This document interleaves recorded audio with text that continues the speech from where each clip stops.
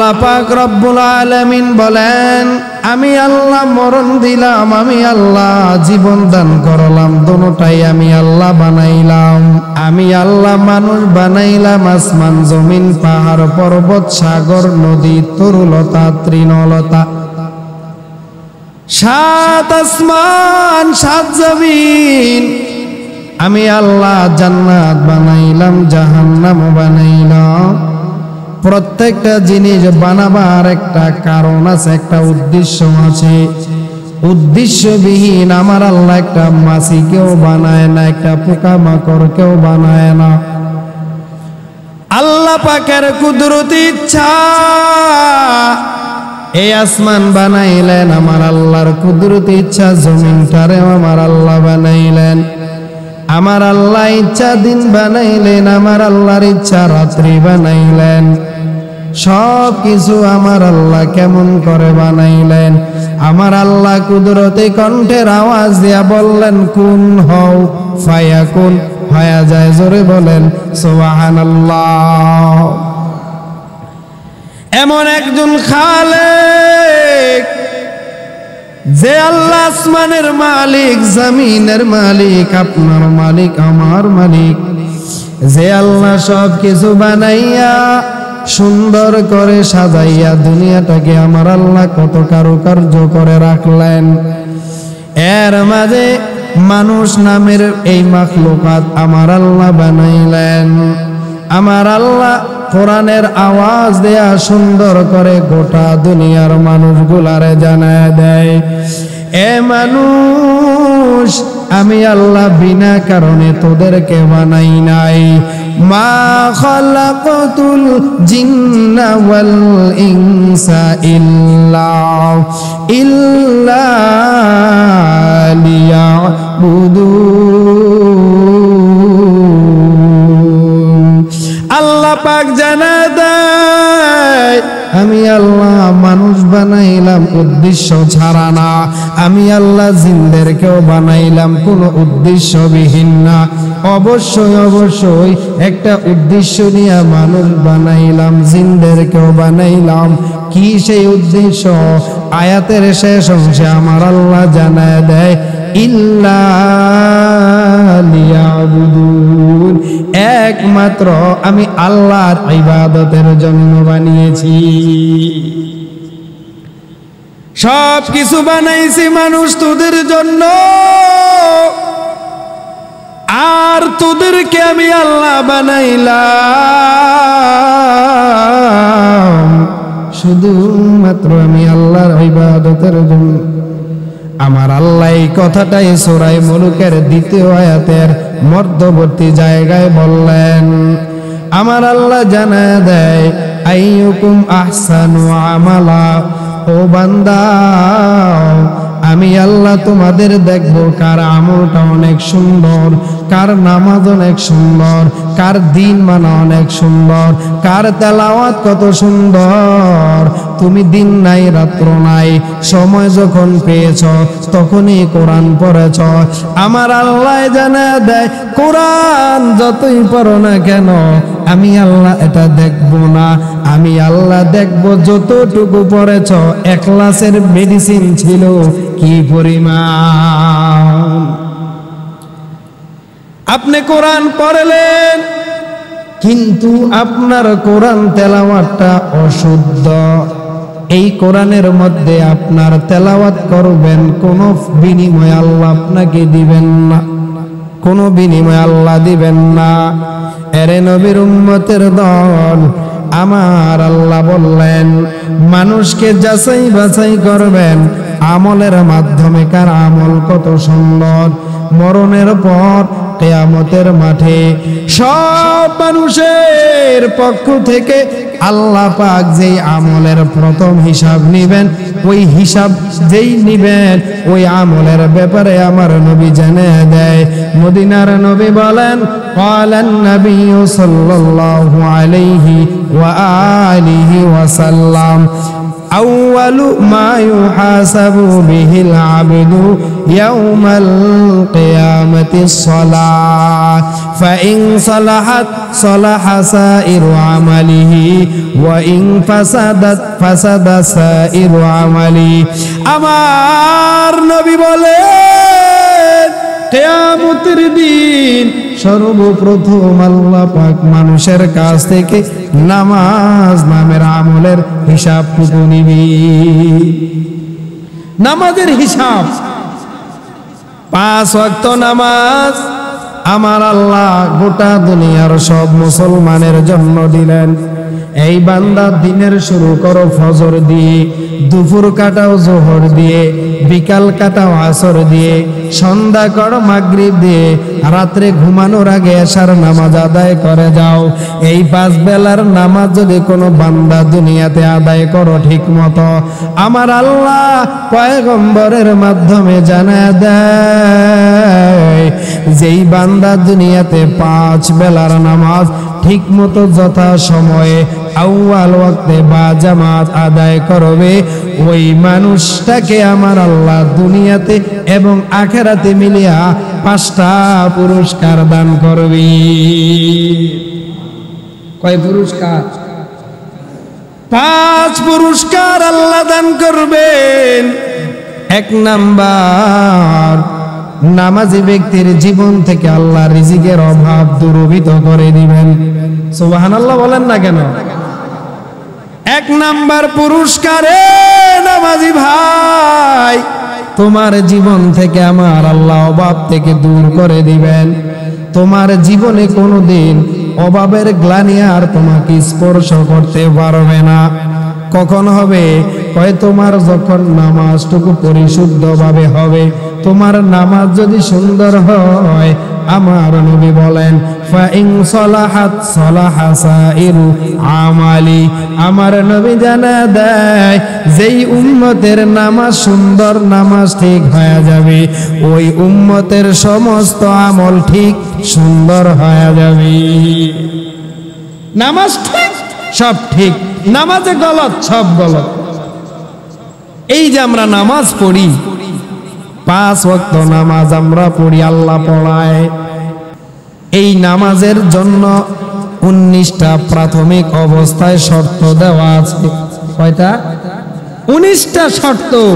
এই 19 শর্তের একটা শর্ত যদি নামাজের মধ্যে পাওয়া যায়, ওই নামাজটাই চূড়ান্ত ভাবে বাতিল হয়ে যাবে।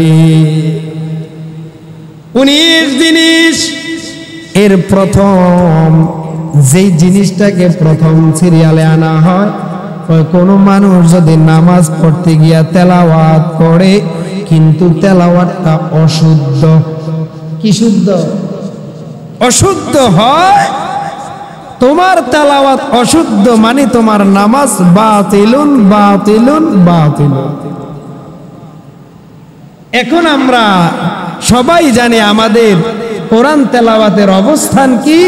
আমরা সকলেই জানি আমাদের তেলাওয়াতের মান কতটুকু আছে। আপনি তাকবীরে তাহরিমা বইলা নিয়ত বাঁধলেন আর পড়া শুরু করলেন আলহামদুলিল্লাহি রাব্বিল আলামিন আর রহমানির রহিম মালিকি ইয়াউমিদ্দিন ইয়্যাকা না'বুদু ওয়া ইয়্যাকা নাস্তাঈন। প্রত্যেকটা আয়াত আয়াত আপনার ভুল, প্রত্যেকটা আয়াতের অর্থ পরিবর্তন হয়ে যাইতেছে। এই জন্য সাধারণ মুসলমানের উচিত অন্তত কমপক্ষে 4টা সূরা ইমাম মুয়াজ্জিনের কাছে আইসা নিজের আখিরাত সুন্দর করার লক্ষ্যে, নামাজগুলো আল্লাহর নিকট গ্রহণযোগ্য করার লক্ষ্যে অন্তত 4টা সূরা বিশুদ্ধ করে নেওয়া। বুঝাইতে পারি? একজনকে যদি বলি ভাই বিনা পারিশ্রমিকে আসেন, আপনাকে আমি একটু কোরআন শিখাইয়া দিব, না না হুজুর সময় নাই, সময় নাই।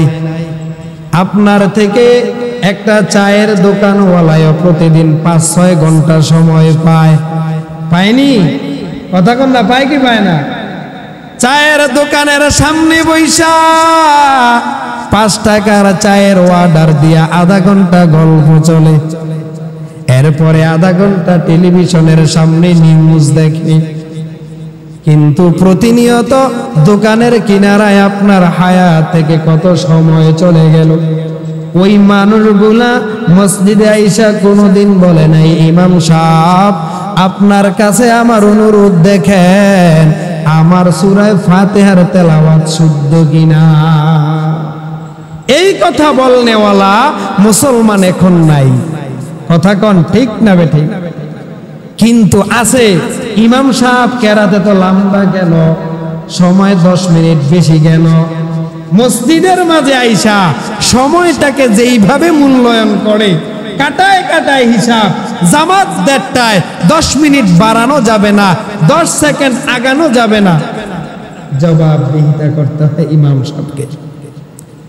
ইমাম সাহেব বয়ান এত লম্বা কেন, মুনাজাত এত লম্বা কেন, নামাজের কেরাত এত লম্বা কেন? আফসোস। অথচ ওই মানুষটা যতক্ষণ মসজিদে বসা থাকে গুনাহ তো হয় না, সওয়াব হতেই থাকে। অথচ ভালো জায়গায়, ভালো পরিবেশে, পবিত্র জায়গায়, রহমতের জায়গায় আইসা মানুষ নিজেকে মাপা মাপা চলার চেষ্টা করে। মসজিদে আইসা 10 মিনিট সময় বেশি দেওয়ার সুযোগ আমাদের হয় না। জোরে বলেন ঠিক না বেঠিক? ভাইরা আমার, আল্লাহ পাক বলেন, তোমার জন্য আমি আল্লাহ 5টা ওয়াক্ত নামাজ দান করে দিলাম। এই 5 ওয়াক্ত নামাজ যদি তুমি ঠিক মতো আদায় করতে পারো, আমি আল্লাহ তোমাকে 5টা পুরস্কার দান করব। কয় পুরস্কার দরকার আসেনি আল্লাহর পুরস্কারের? না না, চেয়ারম্যান সাহেব আইসা যদি একটা ব্যানার লাগাইয়া আমাকে 50 টাকার উপহার দেয়, এটাই যথেষ্ট। আর মুমিনের কাছে আল্লাহর দেওয়া ছোট ছোট নেয়ামত গুলাও অনেক মানপূর্ণ, অনেক গুরুত্বপূর্ণ। কথা কোন ঠিক না? কিন্তু ওই জায়গায় আমরা নাই। আমাদের সময়, আমাদের দিন, আমাদের অবস্থান অহেতুক অনর্থক কাজে প্রতিনিয়ত চলে যাইতেছে, প্রতিনিয়ত চলে যাইতেছে। এই জন্য উচিত আখিরাতকে প্রাধান্য দেওয়া। আমার সব কাজ দুনিয়াতে আমি করব, তবে আমার সব কাজের ক্ষেত্রে আখিরাতকে প্রাধান্য দিব। আমার অফিস টাইমের আগে আমি নামাজ আদায় করে নেব, অফিসের ফাঁকে ফাঁকে নামাজ আদায় করে নেব। কেন নামাজের গুরুত্ব? আমার নবী বলেন, বাইনার রজুলি ওয়া বাইনা শিরকি ওয়াল কুফরি তারকাস সালাত। এ মুসলমান, নবী জানায়া দিতেছে যে তুমি মুসলমান আর অমুসলিমের মাঝে পার্থক্য করবা, এটাকে তুমি আলাদা করবা মাধ্যম একটা নামাজ। যার নামাজ আছে তার মধ্যে দিন আছে, যার নামাজ নাই তার মধ্যে দিন নাই। এই লাইটটা দিয়ে দেন, একটা লাইট দিয়ে। নামাজকে পরিশুদ্ধ করতে হবে। নামাজ সুন্দর, সব সুন্দর। যার নামাজ ভুল হবে তার সব আমল ভুল। আমার কথা নাকি নবীজির কথা? আল্লাহর রসুলের কথায় কোনো সন্দেহ আছে? কোনো ভুল আছে? কোনো ভুল নাই। যদি কেউ বলে নবীর কথায় ভুল আছে, ওর ঈমান ওই মুহূর্তেই শেষ। কেউ যদি আমার রসুলের জীবদ্দশা নিয়ে বিন্দু পরিমাণ কোন ধরনের দোষ খোঁজার চেষ্টা করে, তার ঈমান ওই জায়গায় শেষ হয়ে যাবে। কিন্তু বিগত সময়ের অনেক গোপনীয় জিনিস ইদানিং কালে আমাদের সামনে উন্মোচন হচ্ছে। বাংলাদেশ সাবেক প্রধানমন্ত্রী, আমাদের যেই বিগত অল্প কয়েকদিন আগে প্রধানমন্ত্রী বিদায় নিলেন, ওনার প্রধান উপদেষ্টা জনাব সালমান এফ রহমান, উনি গত পরশুদিনে ওনার একটা ভিডিও আমাদের সামনে আসলো। উনি বলেন যে কোরআনের মাঝে ভুল নাই, তবে আছে, ওটা নিয়ে কোনো সমস্যা না। নাউজুবিল্লাহ। সালমান এফ রহমান সাহেব আহলে হাদিসদের এক অনুষ্ঠানে গিয়ে উনি এই বক্তব্য দিয়েছিলেন যে কোরআনের মধ্যেও ভুল আছে, সমস্যা আছে, এবং রাসূলের হাদিসের মাঝেও ভুল আছে, সমস্যা আছে। জোরে বলেন নাউজুবিল্লাহ। দেশের সম্পদ লুণ্ঠন করে সেখানে কোনো সমস্যা নাই, সেখানে কোনো ঝামেলা নাই। ঝামেলা আসে কোরআনের মাঝে, ঝামেলা আসে হাদিসের মাঝে, ঝামেলা আসে দ্বীনের মাঝে, ইসলামের মাঝে। এদের মতো নাস্তিক আর অপবিত্র লোকদের কারণে আজকে দেশের জনগণের এই দুরবস্থা। জোরে বলেন ঠিক না বেঠিক? জনগণের লক্ষ কোটি টাকা গুম করে ফেললো, ক্ষমতার চেয়ার থেকে নিজে যখন চলে গেল আর কেউ তাদের কোনো সন্ধান পর্যন্ত পায় না, কেউ তাদের কোনো খবর পায় না। কিন্তু গত 2-3 দিন আগে ওনাকে কোনো এক বাংলাদেশের কোস্ট গার্ড ওনাদেরকে অ্যারেস্ট করলো। করার সময় দেখে ও মা গো মা, যেই ব্যক্তি গালের মধ্যে পাকা পাকা সাদা সুন্দর দাড়ি, এখন ধরার সময় দেখে দাড়িবিহীন এক আল্লাহর বান্দা দেশ ছেড়ে পালিয়ে যাচ্ছে। আহা, অনেকে এটাকে নিয়ে ট্রোলও করছে যে দাড়ি রাখা সুন্নাত, জীবন বাঁচানো ফরজ, এই জন্য দাড়ি কাইটা নিজেকে ছদ্মবেশ সাইজা দেশ থেকে পলায়ন করার প্রচেষ্টা করেছিল। যাই হোক, আমার বক্তব্য ওটা ছিল না। কোরআনের মধ্যে কোনো ভুল আছে আপনারা বলেন? হাদিসের মধ্যে কোনো ভুল আছে আপনারা বলেন? আমার নবীর জীবনে কোনো ভুল আছে আপনারা বলেন? কথা বলেন, আছে? এমন কিছু মানুষ জমিনের মাঝে তৈরি করে দিয়ে গিয়েছেন, যেই মানুষগুলার ব্যাপারে আমার আল্লাহ কোরআনের আয়াত নাজিল করলেন, রাদিয়াল্লাহু আনহুম ওয়া রাদু আন। নবীরে জানায় দেয়, ও পয়গম্বর, আপনার হাতে গড়া সাহাবায়ে কেরামের উপর আমি আল্লাহ সন্তুষ্ট, তারাও আমি আল্লাহর উপর সন্তুষ্ট। এই ভিত্তিতে আমি আল্লাহ আপনার সাহাবায়ে কেরামের মধ্য থেকে 10 জন সাহাবীকে দুনিয়াতেই জান্নাতের ঘোষণা করে দিলাম। দুনিয়ায় থাকতে 10 জন সাহাবা জান্নাতের গ্যারান্টি পেয়ে গেছে। জোরে বলেন সুবহানাল্লাহ। এই রাসূলের সোনালী যুগের স্বর্ণের মানুষ হযরত আবু হুরায়রা রাদিয়াল্লাহু তাআলা আনহু বর্ণনা করেন, ক্বালা রাসূলুল্লাহ সাল্লাল্লাহু আলাইহি ওয়াসাল্লাম ইউসাল্লি হাত্তা তারিবা রিজকুহু। নবীর সাহাবী হযরত আবু হুরায়রা বলেন, আমার নবী মাঝে মাঝে নামাজ পড়তেন, এশার নামাজ শেষ করে সারা রাত নামাজ আদায় করতেন। সারা রাত্রি বেলা নামাজ আদায় করতে গিয়ে আমার নবীর পা মুবারক ফুলে যাইত।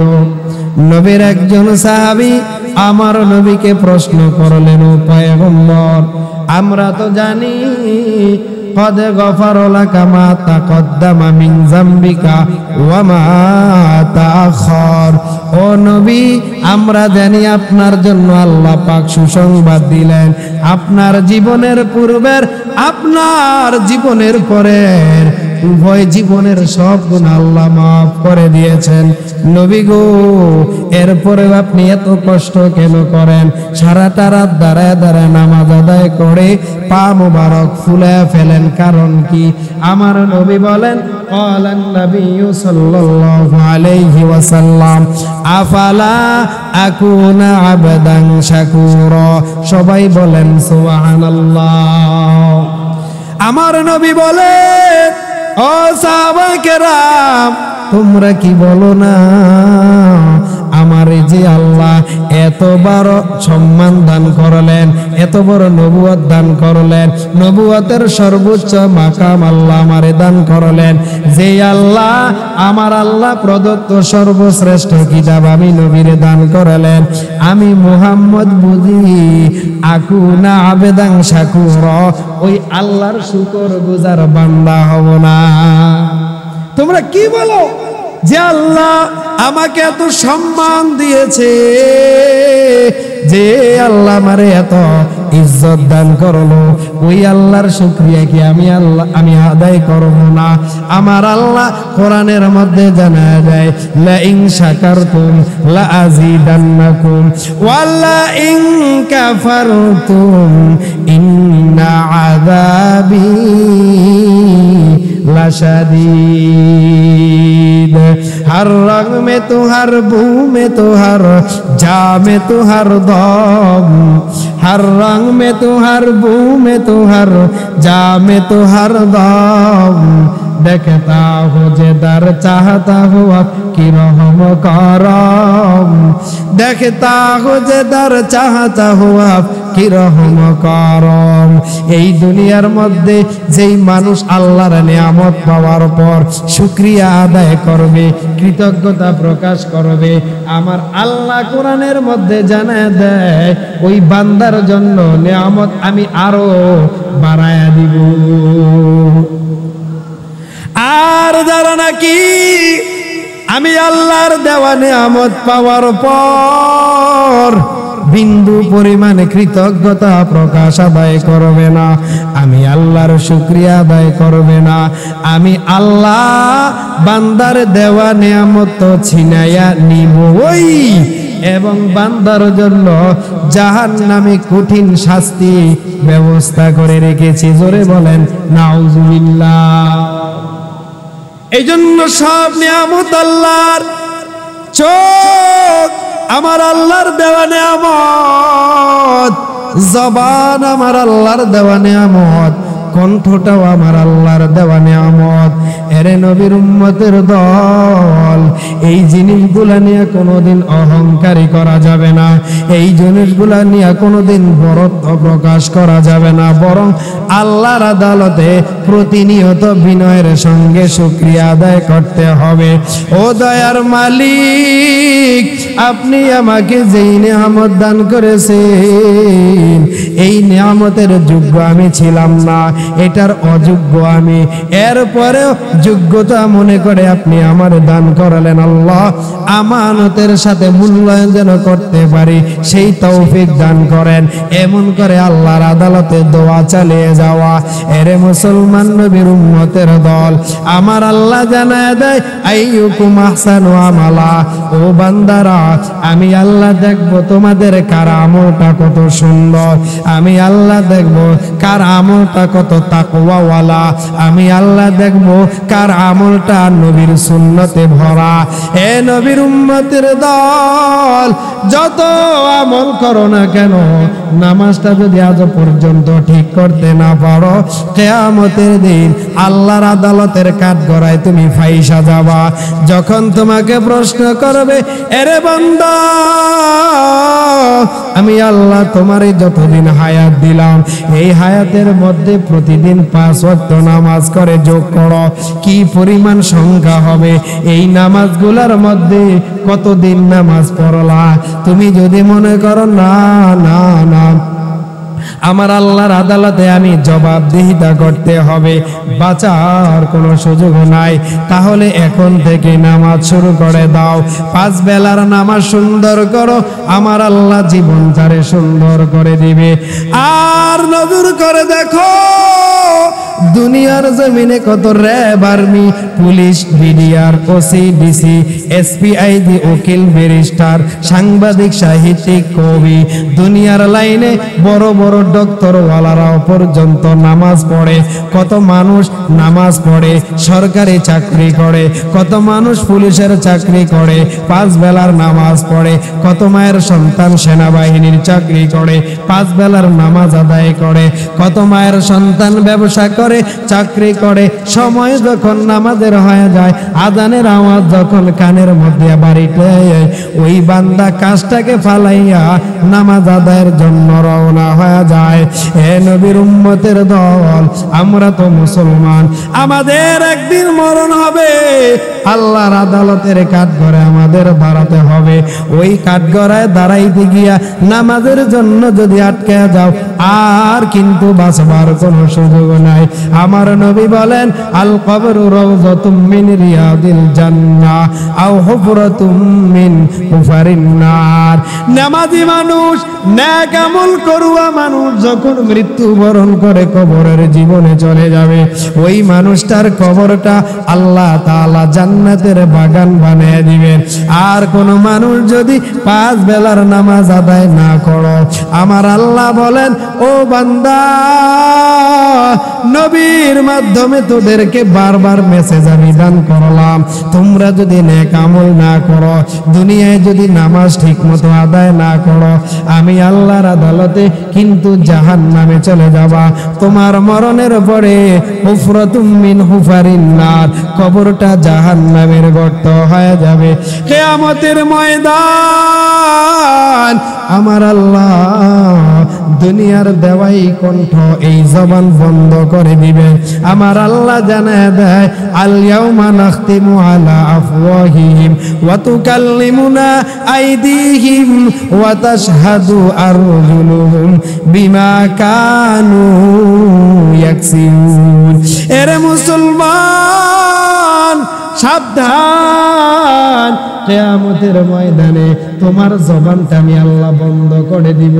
কিয়ামতের দিন তোমার হাত তোমার বিরুদ্ধে সাক্ষী দিবে, কিয়ামতের দিন তোমার কান তোমার বিরুদ্ধে সাক্ষী দিবে, কিয়ামতের দিন তোমার চোখ তোমার বিরুদ্ধে সাক্ষী দিবে, কিয়ামতের দিন তোমার জিহ্বা তোমার বিরুদ্ধে সাক্ষী দিবে। এই কথাগুলো কেন আল্লাহ বললেন? একমাত্র ভয় করার জন্য। ভয় নিয়ে যেন বান্দা নামাজগুলো ঠিক করে নাও।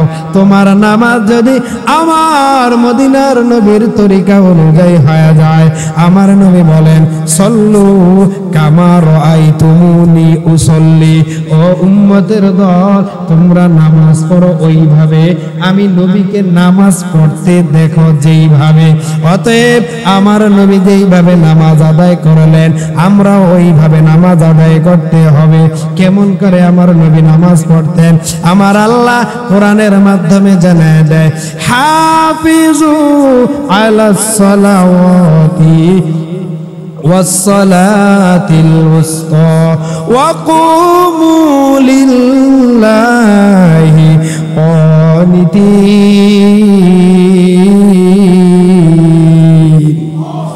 আল্লাহ পাক জানিয়ে দেয়, এর মানুষ, নামাজগুলাকে যথাযথভাবে তোমরা হেফাজত করতে থাকো। ফজরের নামাজ সারাটা রাত ঘুমাইলা, আজানের আওয়াজ যখন তোমার কানের কাছে চলে আসলো, এখন তুমি নামাজের জন্য চলে যাও। জোহরের নামাজের আজান যখন কানে বাড়ি খায়, তখন তুমি নামাজের জন্য চলে যাও। এইভাবে প্রতিনিয়ত 5 বেলার নামাজ তুমি ঠিক মতো আদায় করে নাও। তবে সাবধান, নামাজ আদায় করতে গিয়া হিংসা, অহংকার, তাকাব্বুরি চলবে না। ওয়াকুমু, তোমরা নামাজের মধ্যে দাঁড়াও, লিল্লাহি কানিতিন, বিনয়ের সঙ্গে দাঁড়াও। তুমি এমন ভাবে আল্লাহর আদালতে নামাজের যায় নামাজে দাঁড়াও যেন তোমার মতো অপরাধী আর জমিনে কেউ নাই, তোমার মতো পাপী যেন আর এই জমিনে কেউ নাই। এমন কথা অন্তরে কল্পনা করে করে নামাজে দাঁড়ায়া যাও। আমার নবী জানায়া দেয়, বিনয়ওয়ালা নামাজ আমার আল্লাহ কবুল করে নেবেন, অহংকার মুক্ত আমল আল্লাহ কবুল করে নেবেন। ও নবীর উম্মতের দল, নামাজ পড়লা 50 বছর, তোমার কেরাত আজও অশুদ্ধ। নবী কয়, তোমার নামাজটাই অশুদ্ধ। তো নামাজ যদি অশুদ্ধ হয়, আসরের মাঠে আল্লাহর আদালতে কি পুঁজি নিয়ে দাঁড়াইবেন? কোনো পুঁজি নাই। এই জন্য নামাজটাকে পড়ে শুদ্ধ করতে হলে 1 নাম্বার কোরআনের তেলাওয়াত শুদ্ধ করতে হবে। আলহামদুলিল্লাহি রাব্বিল আলামিন আর রহমানির রহিম মালিকি ইয়াউমিদ্দিন ইয়্যাকা না'বুদু ওয়া ইয়্যাকা নাস্তাঈন ইহদিনাস সিরাতাল মুস্তাকিম সিরাতাল লাযীনা আন'আমতা আলাইহিম গায়রিল মাগদুবি আলাইহিম ওয়ালাদ-দাল্লিন।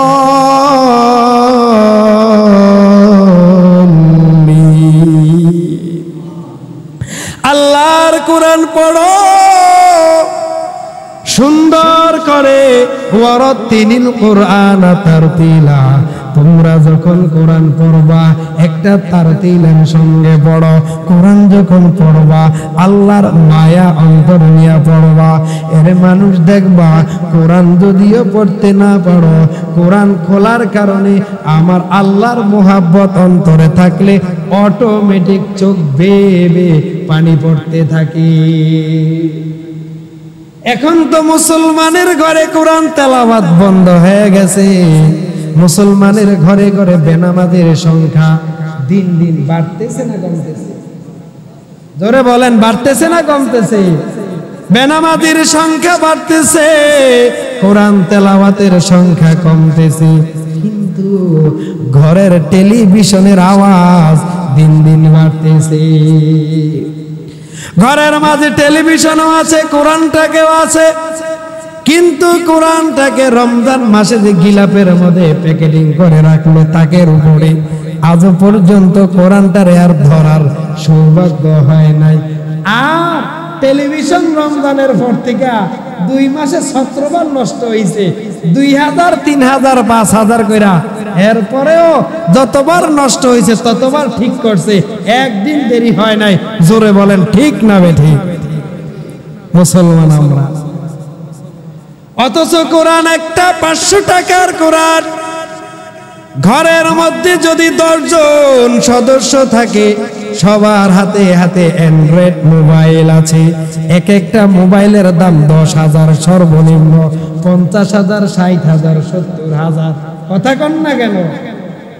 50,000, 60,000 টাকার মোবাইল ঘরের 5 জনের হাতে আছে, 10 জন হলে 10 জনের হাতে আছে। কপাল পরা মুসলমান ঘরের সবার জন্য আলাদা আলাদা মোবাইল রাখলো, আলাদা আলাদা কোরআন কেউ রাখতে পারে না। কিন্তু এক কোরআন দাদায় পইরা গেল, এটারে দাদায় খতম দিছে, এরপরে দাদি পড়তে পড়তে খতম দিয়ে মারা গেল, এরপরে আমার মায় পড়ে, আমার বাবায় পড়ে, মাঝে মাঝে মনে চাইলে আমরাও পড়ি। কোরআন একটা সবার, মোবাইল কিন্তু সবার আলাদা। কপাল পুড়ে যাওয়ার পূর্বাভাস। বরকত আসবে কিভাবে? সেদিন ঢাকায় গিয়েছিলাম, দেখি আমি রাস্তা পার হব, বৃষ্টির পানির কারণে একটা দোকানের শাটারের কোণায় দাঁড়ানো। এমন সময় দেখি একটা মহিলা ওনার বাচ্চাটাকে, ওনার হয়তো মা অথবা শাশুড়ি, যে কোন একজন হবে, ওই বাচ্চাটা বৃদ্ধা মহিলার কোলে, মহিলার হাতে 2 ব্যাগ, আর বাচ্চাটা ওই বৃদ্ধা মহিলার কোলে দিছে, হাতের মধ্যে মোবাইল। বাচ্চাটা উপযুক্ত, হাঁটতে পারে, হাঁটার বয়সের বাচ্চা, অন্তত 6-7 বছর। আদর, বাচ্চাকে আদর করে মোবাইল দিয়েছে, আর বাচ্চা দেখি ওই মোবাইল নিয়ে গেমস খেলতেছে। এই বাচ্চাকে আপনি সুসন্তান হিসেবে বৃদ্ধ বয়সে পাবেন না। এই বাচ্চাই তো ভবিষ্যতে আপনার কাছ থেকে নেশার টাকা চাবে, নেশার জন্য আপনার তাকে টাকা চাবে, দিবেন না, তখনই আপনার উপর চড়াও। একটা বাচ্চা তো নিষ্পাপ, পবিত্র হয়ে দুনিয়াতে আসে, ওই বাচ্চাটাকে ভালো করার পিছনে অবদান মা বাবার, ওই বাচ্চাটা খারাপ হওয়ার পিছনে অবদান মা বাবা। এই জন্য বাচ্চাদেরকে আগে সুশিক্ষা দিতে হবে, যেই শিক্ষার মাঝে বাচ্চার কল্যাণ নিহিত, যেই শিক্ষার মাঝে বাচ্চার ভবিষ্যৎ নির্ভর করে, ওই শিক্ষাকেই সূচনা থেকে বাচ্চার জন্য জরুরি।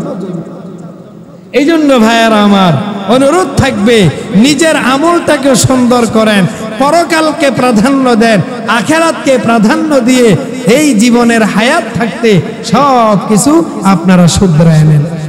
হায়াত মাউতের কথা বলা যায় না। যদি কখনো কেউ কারো সাথে খারাপ আচরণ, খারাপ ব্যবহার, খারাপ শব্দ ব্যবহার করে থাকেন, হায়াত মাউতের কথা বলে যায় না। সবাই সবার কাছ থেকে মাপ চেয়ে নেবেন, কারণ মৃত্যু কখন আসে বলা যায় না।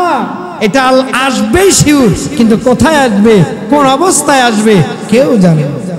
তবে আমি মুসলমান হিসাবে আল্লাহর কাছে চাওয়া থাকবে, আল্লাহ আমার মরণটা যেন নামাজের অবস্থায় হয়, আমার মরণটা যেন সেজদার অবস্থায় হয়, আমার মরণটা যেন শুক্রবারে হয়, আমার মরণটা যেন রমজান মাসে হয়, আমার নামাজটা যেন আপনার ইবাদতের অবস্থায় হয়। এটা আল্লাহর কাছে প্রত্যেকটা মুসলমানের চাওয়া থাকা উচিত, সবার উচিত। গতকাল কিবার গিয়েছিল? বৃহস্পতিবার। এর আগের দিন বুধবার আমাদের বাংলাদেশের সাবেক দুই বড় ব্যক্তি, একজন হলো আইনমন্ত্রী আনিসুল হক সাহেব, আর একজন হলো সালমান এফ রহমান সাহেব, দুইজনকে অ্যারেস্ট করেছে। অ্যারেস্ট করার পর ওনাদেরকে আদালতে উঠাইছে, মনে গতকালকে না পরশু। আদালত থেকে নামানোর পথে কোন এক আইনজীবী ওনাদের গালের উপরে একটা মুরগির ডিম ওরা ঢিল মারছে। মুরগির ডিমটা গিয়ে আনিসুল হক সাহেবের এই জায়গায় পড়ছে। ঘটনাক্রমে ওই আইনজীবী আদালতের কাজ শেষ করে বাসায় যখন যাবে, বাইক অ্যাক্সিডেন্টে মারা গেছে। এজন্য অপরাধের জন্য কাউকে ছোট করবেন না। দেশে আইন আছে, দেশে আদালত আছে, দেশে বিচার বিভাগ আছে, দেশে আইন মন্ত্রণালয় আছে, কাউকে ছোট মনে করবেন না। একটা মানুষ একটা দল করতেই পারে, সে তো অপরাধের সাথে জড়িত না। তার নেতা থাকতে পারে, তার নেতার ইস্যু নিয়ে তাকে আপনি ঘায়াল করতে পারেন না। এই জন্য অপরাধ অনুযায়ী মানুষকে আপনি যতটুকু পারেন আপনি বলবেন। আমি গত জুমায় আমাদের এখানে বলেছিলাম, যে এলাকার মাঝে যতগুলা হিন্দুদের মন্দির আছে, আমাদের যতগুলা মাদ্রাসা মসজিদ আছে, প্রত্যেকটা দ্বীনি প্রতিষ্ঠানকে সমন্বিতভাবে এলাকার সবাই ঐক্যবদ্ধভাবে এগুলাকে নিরাপত্তার জন্য পাহারার ব্যবস্থা করছে। দুঃখজনকভাবে হলেও সত্য, আমরা জানতে পেরেছি আমাদের এলাকার কিছু সনাতন ধর্মের ভাইয়েরা এটা নিয়ে প্রতিবাদে গেছে যে কোথায় নাকি বাংলাদেশের মন্দিরে আক্রমণ হইতে পারে, কিন্তু এদেশের লক্ষ লক্ষ মন্দির, লক্ষ লক্ষ হিন্দুদের উপাসনালয়, মাদ্রাসার ছাত্ররা, ইসলামী আন্দোলন বাংলাদেশের কর্মীরা এবং সাধারণ শিক্ষার্থীরা গতকালকেও পাহারা দিয়েছে, আজকেও পাহারা দিবে। যতদিন পর্যন্ত দেশের পরিবেশ একটা শিথিল অবস্থায় না আসবে, ততদিন ওনারা রাজনৈতিক সাংগঠনিকভাবে এগুলাকে নিরাপত্তা দেওয়ার চূড়ান্ত ব্যবস্থা করেছে। কিন্তু এরপরেও যারা একচেটিয়া মানুষ ওলামায়ে কেরামকে দোষারোপ করছে, ভিন্ন মতাদর্শীদেরকে দোষারোপ করছে, আমি বলবো এটা অবশ্যই একটা উস্কানি, এটা অবশ্যই একটা ষড়যন্ত্রের অনুকূল। কথা বলেন ঠিক না বেঠিক? কেউ যেন সুযোগ না পায়। এই এলাকায় যারা অন্য ধর্মের লোক আছে, আমার মসজিদ কমিটির যারা আছেন, কারণ একটা এলাকার মাঝে মসজিদের উপরে আর কোনো প্রতিষ্ঠান নাই, মসজিদের কমিটিদের উপর আর কোনো ব্যক্তি নাই, ওনাদের কাছে অনুরোধ থাকবে ওনাদেরকে নিয়ে আপনারা পরামর্শ করবেন, যাতে করে কেউ কোনো ধরনের উস্কানিমূলক কথা কাউকে ক্রিটিসাইজ করতে না পারে। এটা আপনাদের কাছে আমার অনুরোধ থাকবে, কারণ এই দেশ আমার, এই দেশের স্বাধীনতার পক্ষে আমরা সকলে, এই দেশের প্রত্যেকটা মানুষের ব্যক্তিগত নাগরিক আলাদা আলাদা অধিকার আছে, তার ব্যক্তি স্বাধীনতা আছে, তার পারিবারিক স্বাধীনতা আছে। এখানে যেন কোনো ষড়যন্ত্র না হয়, এদিকে আমরা সকলেই লক্ষ্য রাখবো আরো যারা বলেন ইনশা। ও ভাই, যারা হিন্দু তারা কি আমার প্রতিবেশী না? যারা বৌদ্ধ তারা কি আমার প্রতিবেশী না? কিন্তু ষড়যন্ত্র এমন ভাবে আটকাইছে, গত পরশুদিন জাতীয় প্রেস ক্লাবের সামনে সনাতন ধর্মাবলম্বীরা মানববন্ধন করেছে, ওই জায়গায় কিছু বোরকাওয়ালা মানুষ পাওয়া গেছে। আমাদের প্রশ্ন ছিল যে বোরকাওয়ালারাও দেখি এখন হিন্দুদের পক্ষে হিন্দু সাইজা মন্দির রক্ষার আন্দোলনে নামছে। আসলে কিছুই হইতেছে না। বাংলাদেশের আপনার ঢাকেশ্বরী মন্দিরের যিনি সবচেয়ে বড় দায়িত্বশীল, ওখানকার দায়িত্বশীল একজনে সময় টিভিতে নিউজ করেছেন যে আমাদের এখানে আন্দোলনরত কেউ আগুন জ্বালাবার চেষ্টা করে নাই, যারা বিভিন্ন জায়গায় মন্দিরে আগুন জ্বালিয়েছে, আক্রমণ করেছে, আমরা গ্রহণযোগ্য সূত্রে জানতে পেরেছি একজন ঠাকুরের কথা, একজন মন্দিরের উচ্চপদস্থ ব্যক্তির কথা। প্রত্যেকটা জায়গায় ষড়যন্ত্রের চূড়ান্ত অবস্থান ছিল বিগত সময়ের ছাত্রলীগের সাবেক নেতাকর্মীরা। ওনারা লক্ষ টাকা ব্যয় করে বর্তমানে সাধারণ আপামর কিছু মুসলমানদেরকে, সাধারণ কিছু গার্মেন্টসের মহিলাদেরকে রাস্তায় নামাইছে। কেন? যে ওনাদেরকে আমরা নাকি হামলা করি, ওনাদেরকে নাকি মুসলমানরা মন্দিরে আক্রমণ করে, এটাকে নিউজ করে আন্তর্জাতিক পর্যায়ে নিয়ে এই দেশ, এই জাতি, এদেশের স্বাধীনতার উপর অন্য কোনো মানুষ যেন তাবেদারি চালায়, এই জন্য একটা ষড়যন্ত্র চালাচ্ছে। মুসলমান হিসেবে ইমানের তাকিদে সবাইকে বলছি, ঐক্যবদ্ধভাবে বিধর্মীদের মন্দিরগুলো, আমাদের মসজিদ মাদ্রাসাগুলো চূড়ান্তভাবে পাহারাদার এবং রক্ষা করার আমাদের দায়িত্ব। সবাই সতর্ক থাকবেন। আল্লাহ পাক আমাদের সবাইকে কবুল করুক। জোরে বলেন আমিন। ওয়া আখিরি দাওয়ানা আনিল হামদুলিল্লাহি রাব্বিল আলামিন। আসসালামু আলাইকুম ওয়া রাহমাতুল্লাহ। যারা সুন্নাত করেন না, যারা